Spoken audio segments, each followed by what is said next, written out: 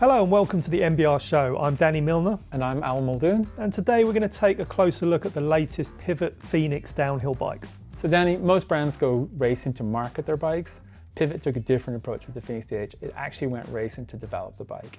So that's not without risk, right? I mean, yeah, there's huge risks, right? And anyone that saw that clip of Bernard snapping the bike at Rotorua, it's massive risk, right? But it allows them to develop the bike exactly in the scenario that it's going to be used. So the prototype bike, it was really obvious, right, wasn't it? Because it's carbon tubes bonded into aluminium lugs. You could see it from a mile off, but it looked amazing. It did. I mean, it's a sexy bike, right? Yeah. Like super sexy bike. So have they kept with that platform, or they? No, I mean, that bike was only ever designed to be a prototype. The reason is basically bonding carbon tubes into aluminium lugs isn't very secure. So can we tell that to Atherton bikes? Well, no, you don't need to, because Atherton bikes have got carbon tubes into titanium lugs. Okay. And that's why their alloy bikes are alloy lugs and alloy tubes. And that's a lot of brands use that technique, don't they, with their prototypes? Yeah, they do. And the reason they use it is because they can basically turn a prototype around in 3 weeks rather than like 3 months. Right, that's a huge benefit, isn't it? Costs, time scale, everything. And just being able to change it, right? It means they don't have to wait. So it was really interesting with the first bike. They got the prototype back, and they basically designed it to be within 3%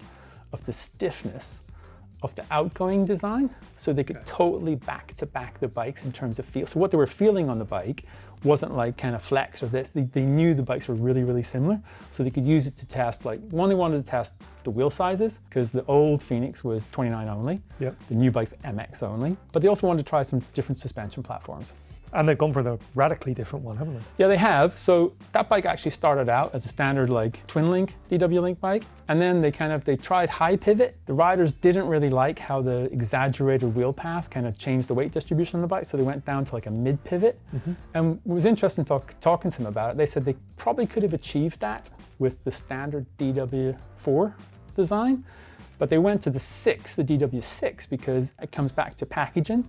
It allowed them to package it more efficiently, and they basically wanted to eliminate the chain forces from the suspension.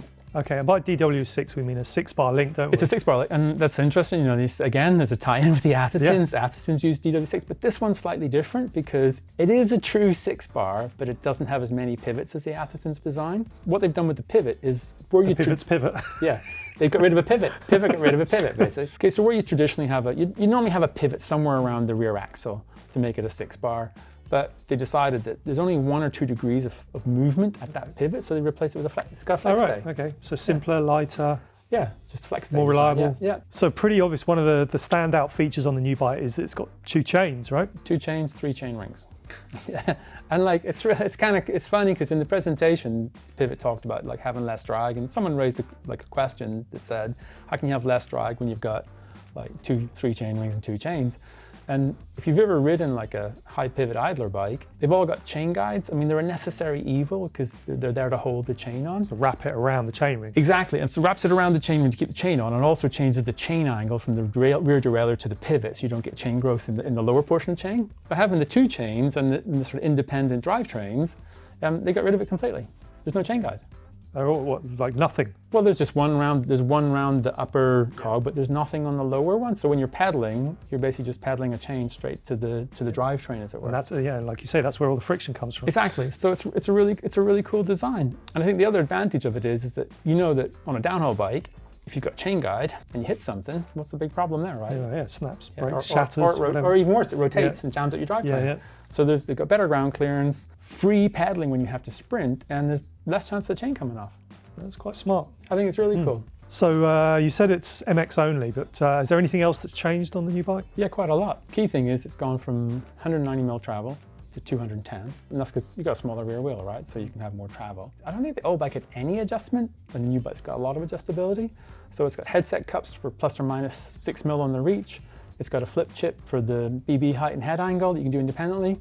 And it's also got a progression adjuster. And the numbers are pretty high, so it's kind of progressive or super progressive. They're your 2 options. And what was really interesting in the conversation with Pivot was, I asked them, like why they don't have proportional chainstays. And they said basically that the original prototypes had adjustable chainstays, and the riders wanted short, even the riders on the larger bikes wanted shorter rear ends. And they said when they launched the Firebird, it has proportional chainstays. And they said they got lots of requests for people asking for shorter back ends because they didn't realize the proportions were built into the front triangle by moving the kind of pivot pickup points. Yep.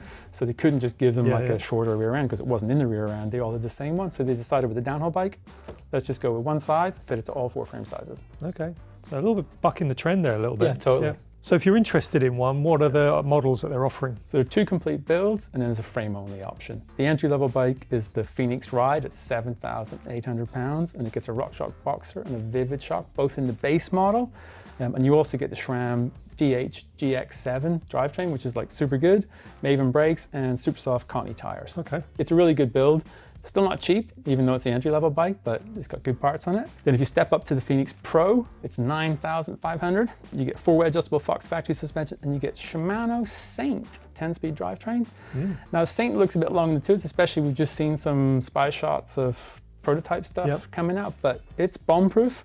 So are the DT Swiss FR 560 rims and the 360 hubs that come in the bike, so it'll be a solid build, but I've got a feeling that spec's going to date really fast. Yeah. I guess if you want to ride more than wrench, then it's probably a good, good option. It's solid for sure. And then if you want to do a custom build with a frame set only, you're looking at $5,000. Okay, so this is boutique prices, right? It's definitely boutique. I mean, it's a stack of cash. And if you want a downhill bike with Fox factory suspension at a more affordable price, then you should definitely check out our downhill bike test because those bikes were all like 6K. That's right, and they were rather good if I remember. Yeah, they were all really good bikes. Obviously not as kind of complicated in design and kind of maybe as cutting edge as the new Pivot Phoenix, but definitely more affordable. Yeah, well, it sounds like we should be organising a downhill bike test again. Yeah, and maybe what we should do is have a look at this kind of like, because if you look at the Trek's a mid-pivot bike. The thing is, you can't generalize, but you can't just kind of put them all in buckets. So these are mid-pivot, these are high pivots. All the high pivots are different to each other. All the mid-pivots are different to each other. So maybe we should just kind of go and get some of these bikes that have got like quirky designs, see how they work. So Danny, rather than us cherry picking which bikes we should test, let's hand it over to you guys, and can you let us know in the comments which quirky downhill bikes you'd like us to test?